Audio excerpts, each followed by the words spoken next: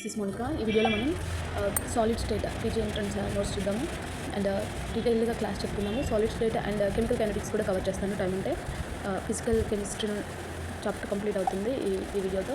Next మనం analytical and organic ఉంటుంది remaining చూద్దాము. ఓకే, సాలిడ్ స్టేట్స్లో టైప్స్ ఆఫ్ సాలిడ్స్ చూద్దాము. Types of solids English and Telugu medium రెండింటితో చూద్దామండి. Okay, crystalline solids. Types of సాలిడ్స్లో మనకి క్రిస్టలిన్ సాలిడ్స్ ఉంటాయి, అమార్ఫస్ సాలిడ్స్ ఉంటాయి అనమాట. క్రిస్టలిన్ సాలిడ్స్ ఎలా ఉంటాయి? ఆర్డర్డ్ స్ట్రక్చర్ ఉంటుంది. దీని స్ట్రక్చర్ క్రమబద్ధ నిర్మాణం అనేది ఉంటుంది. ఇందులో ఒక ఆర్డర్ అనేది ఉంటుంది దీనికి. ఓకేనా, ఎగ్జాంపుల్స్ వచ్చేసి NaCl అనేది క్రిస్టలిన్ సాలిడ్, డైమండ్ అనేది కూడా క్రిస్టలిన్ సాలిడ్. ఓకేనా, నెక్స్ట్ అమార్ఫస్ సాలిడ్ అంటే ఏంటి? ఇర్రెగ్యులర్గా ఉంటుంది అనమాట. ఓకేనా, దీనికి ఎలాంటి క్రమం అనేది ఉండదు. సో ఆర్డర్ వైజ్ ఉండదు, ఇర్రెగ్యులర్గా ఉంటుంది. ఎగ్జాంపుల్ వచ్చేసి గ్లాస్ అండ్ రబ్బర్. ఓకేనండి, తెలుగులో వచ్చేసి క్రిస్టలిన్ సాలిడ్స్ అంటే ఏంటి? స్ఫటిక గణము అంటారు కదా, స్ఫటిక గణాలు అంటారు. దాంట్లో నిర్మాణం ఎలా ఉంటుంది? క్రమబద్ధమైన నిర్మాణం ఉంటుంది. అదే అమార్ఫస్ అంటే అస్ఫటిక గణాల్లో నిర్మాణం ఎలా ఉంటుంది? ఒక క్రమబద్ధత అనేది ఉండదు. ఓకేనా అండి. క్రిస్టలిన్ సిస్టమ్స్ అనేవి 7 టైప్స్ అండి. 7 టైప్స్ ఇక్కడ చూడొచ్చు. క్రిస్టలిన్ సిస్టమ్స్ అనేవి 7 టైప్స్. ఏంటివి? Cubic, tetragonal and orthorhombic and monoclinic, triclinic, hexagonal and rhombohedral. ఇది షార్ట్కట్ వచ్చేసి చూడొచ్చు. మీరు గుర్తుపెట్టుకోవాలంటే ఈ షార్ట్కట్ ఫాలో అవ్వచ్చు. ఈ 7 రకాల సిస్టమ్స్ ఉంటాయన్నమాట. ఓకేనండి, ఇందులో మనం మెయిన్ తెలుసుకోవాల్సింది పీజీ ఎంట్రన్స్ లెవెల్లో కాబట్టి యూనిట్ సెల్ అంటే ఏంటో మనకు తెలిసి ఉండాలండి. యూనిట్ సెల్ చూద్దాము. యూనిట్ సెల్ అంటే ఏంటంటే ఇక్కడ చూడొచ్చు. యూనిట్ సెల్ అంటే smallest repeating unit cell of crystal. ఓకేనా అండి, స్ఫటిక నిర్మాణంలో చిన్న యూనిట్ అనమాట. ఓకేనా, స్ఫటిక నిర్మాణంలో ఇదొక చిన్న యూనిట్. ఓకేనా, స్మాలెస్ట్ రిపీటింగ్ యూనిట్ ఇది క్రిస్టల్లో. దీన్ని మనం యూనిట్ సెల్ అంటాం. ఓకేనా, ఇందులో టైప్స్ ఉంటాయి. ఈ యూనిట్ సెల్లో టైప్స్ వచ్చేసి simple cubic, body centred cubic and face centred cubic. ఈ విధంగా టైప్స్ ఉంటాయి అనమాట. ఓకేనా అండి, ఇందులో చూడొచ్చు మనము ఒకసారి.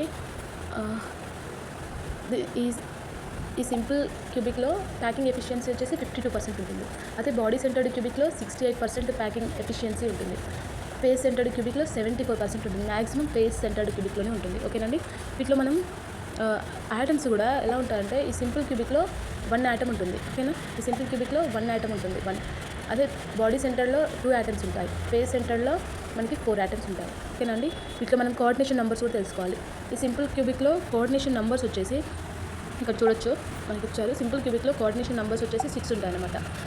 బాడీ సెంటర్డ్ క్యూబిక్లో 8 ఉంటాయి. ఫేస్ సెంటర్డ్ క్యూబిక్లో 12 ఉంటుంది కోఆర్డినేషన్ నెంబర్ వచ్చేసి. ఓకేనా, ఈ సాలిడ్ స్టేట్లో మనము డిఫెక్ట్స్ ఇన్ సాలిడ్స్ అని తెలుసుకోవాలి. ఓకేనా, డిఫెక్ట్స్ అంటే లోపాలు అంటారు కదా తెలుగులో. ఓకేనా అండి, వాటి యొక్క లోపాలు తెలుసుకోవాలి. సాలిడ్లో లోపాలు, డిఫెక్ట్స్. ఇందులో మనకు మెయిన్ వచ్చేసి Schottky defect and Frenkel defect అంటారు. షార్ట్ కీ డిఫెక్ట్ అంటే షార్ట్ కీ లోపం అంటారు కదా. షార్ట్ కీ లోపం ఏంటి? మిస్సింగ్ అయాన్స్ అనేవి మిస్ అవుతున్నాయి. ఓకేనా, మిస్సింగ్ అయాన్స్ అనేవి కనిపిస్తున్నాయి షార్ట్ కీ డిఫెక్ట్లో. అదే ఫ్రెంకిల్ డిఫెక్ట్లో ఏం జరుగుతుంది? అయాన్ డిస్ప్లేస్మెంట్ అనేది జరుగుతుంది. ఓకేనా, అయాన్ స్థానం అనేది మారుతూ ఉంటుందంట. షార్ట్ కీ డిఫెక్ట్ ఏంటి? Missing ions. ఓకేనండి, దీనిలో ఎలక్ట్రికల్ ప్రాపర్టీస్ చూద్దాము. ఎలక్ట్రికల్ ప్రాపర్టీస్ వచ్చేసరికి కండక్టర్స్ అనగానే మనకు గుర్తు రావాల్సింది కాపర్ అండి. ఓకేనా, కాపర్ అనేది కండక్టర్స్గా యూజ్ చేస్తాము. ఇన్సులేటర్స్ అనగానే గుర్తు రావాల్సింది డైమండ్. ఇన్సులేటర్గా ఈ కింది వాటిలో దేన్ని యూజ్ చేస్తారు అని ఆప్షన్స్ అడగచ్చు, డైమండ్. అదేవిధంగా సెమీ కండక్టర్స్గా దేన్ని యూజ్ చేస్తారు అని ఆప్షన్స్ అడిగితే సిలికాన్ అండ్ జెర్మేనియం. ఇవి రిపీటెడ్ బిట్స్ అండి, గుర్తుపెట్టుకోండి. నెక్స్ట్ మనము కెమికల్ కైనెటిక్స్ కూడా కవర్ చేద్దాం అనుకున్నాం కదా, అందులో కూడా ఇంపార్టెంట్ చూద్దాము. కెమికల్ కైనెటిక్స్ ఇక్కడ చూడొచ్చు. కెమికల్ రియాక్షన్స్ చూద్దాము. కెమికల్ కైనెటిక్స్లో అసలు రేట్ ఆఫ్ రియాక్షన్ అంటే ఏంటి మనకు తెలియాలి. మెయిన్ రేట్ ఆఫ్ రియాక్షన్ చూడొచ్చు. రేట్ ఆఫ్ రియాక్షన్ అంటే ఏంటి? Change in concentration per unit time. ఓకేనా, ఇది గుర్తుపెట్టుకోండి. Rate is equal to the concentration the ఇక్కడ చూడొచ్చు డివైడెడ్ బై dt. ఈ ఫార్ములా గుర్తుపెట్టుకోండి. ఓకేనండి, కాన్సన్ట్రేషన్ యొక్క మార్పు. ఓకేనా, time change in concentration per unit time. ఓకేనా,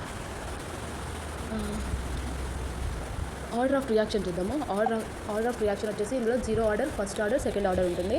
0 ఆర్డర్లో ఏం జరుగుతుంది? రేట్ అనేది ఇండిపెండెంట్గా ఉంటుంది.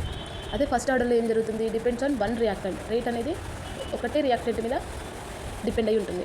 నెక్స్ట్ సెకండ్ ఆర్డర్లో ఏం జరుగుతుంది? డిపెండ్స్ ఆన్ స్క్వేర్ మీద డిపెండ్ అయి ఉంటుంది. ఓకేనా, 0 ఆర్డర్ మీద ఎలా ఉంటుంది? రియాక్టెంట్ మీద ఆధారపడుతుంది 0 ఆర్డర్ అనేది. ఓకేనా, రేట్ అనేది ఇండిపెండెంట్గా. ఓకేనా, ఆధారపడదు. 0 ఆర్డర్లో ఎలాంటి రియాక్టెంట్స్ మీద ఆధారపడదు, వెరీ ఇండిపెండెంట్. 0 ఆర్డర్ అనగానే ఇండిపెండెంట్ అని గుర్తుపెట్టుకోండి. ఫస్ట్ ఆర్డర్ అనేది depends on 1 reactant. Second order అనగానే డిపెండ్స్ ఆన్ స్క్వేర్. ఓకేనండి, నెక్స్ట్ రేట్ లా గుర్తుపెట్టుకోవాలి. ఇక్కడ చూడొచ్చు. రేట్ లా వచ్చేసి ఇది గుర్తుపెట్టుకోండి, ఫార్ములా గుర్తుపెట్టుకోండి. ఇక్కడ K is equal to rate constant, N is equal to order. ఓకేనా, హాఫ్ లైఫ్ చూద్దాము నెక్స్ట్. Important for exams. ఓకేనండి, హాఫ్ లైఫ్ ఫస్ట్ ఆర్డర్ యొక్క హాఫ్ లైఫ్ ఎలా ఉంటుంది? T half is equal to 0.693 divided by K. ఓకేనా అండి. Half life అంటే reactant సగం అయ్యే టైం అనమాట. ఓకేనా. నెక్స్ట్ అర్హీనియస్ ఈక్వేషన్ ఇంపార్టెంట్ అండి. అర్హీనియస్ ఈక్వేషన్ ఒకసారి చూడండి. అర్హీనియస్ ఈక్వేషన్ వచ్చేసి K is equal to AE power of minus EA by RT. ఓకేనా. ఇక్కడ E అంటే యాక్టివేషన్ ఎనర్జీ. ఓకేనా. యాక్టివేషన్ ఎనర్జీ E అంటే ఓకేనా. రియాక్షన్ ప్రారంభానికి అవసరమైన ఎనర్జీని మనం E అంటారు, యాక్టివేషన్ ఎనర్జీ అంటారు. ఓకేనా. ఫ్యాక్టర్స్ ఎఫెక్టింగ్ రియాక్షన్ రేట్ చూద్దాము. టెంపరేచర్ పెరిగితే రేట్ అనేది పెరుగుతుంది. ఓకేనా అండి. ఇక్కడ చూడొచ్చు ఫ్యాక్టర్స్ ఎఫెక్టింగ్